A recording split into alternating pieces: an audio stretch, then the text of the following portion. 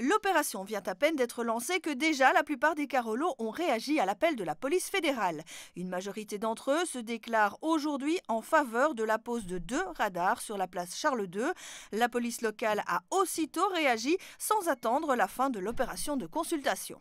Alors oui, on a été très surpris de voir le nombre de votes pour cet endroit qui reste un endroit assez emblématique de Charleroi. Et nous avons donc décidé, pour contenter le citoyen, de placer 2 flashs durant une courte période.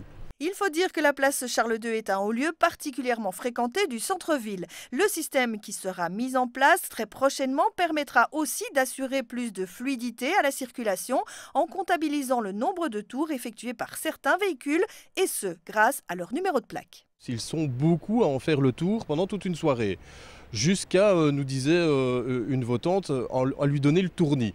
Et donc nous avons décidé de placer 2 flashs pour comptabiliser les véhicules avec cette particularité qui est la lecture de plaque qui va permettre d'identifier le véhicule et de voir aussi sa provenance, puisque je m'engage personnellement à remettre tout ce listing à l'Office du tourisme, puisqu'on nous signale de nombreux véhicules étrangers qui tournent le soir. Mais la place Charles II n'est pas la seule à avoir rapidement recueilli les suffrages des carolos. D'autres rues et places, comme celle de la Digue, la rue du Marais ou encore la rue Carpet, ont été pointées. Plus étonnant, le sentier du Ruisseau à Charleroi-Nord semble aussi particulièrement plébiscité, mais on ne pourra pas mettre des radars partout.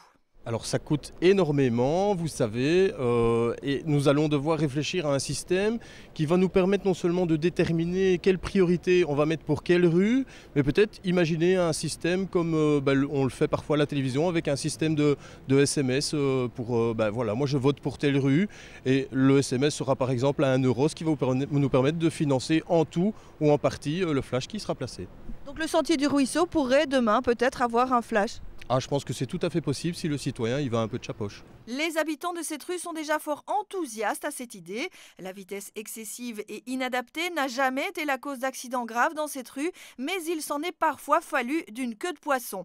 Et comme le rappelle la police fédérale, la sécurité sur nos routes est l'affaire de tous.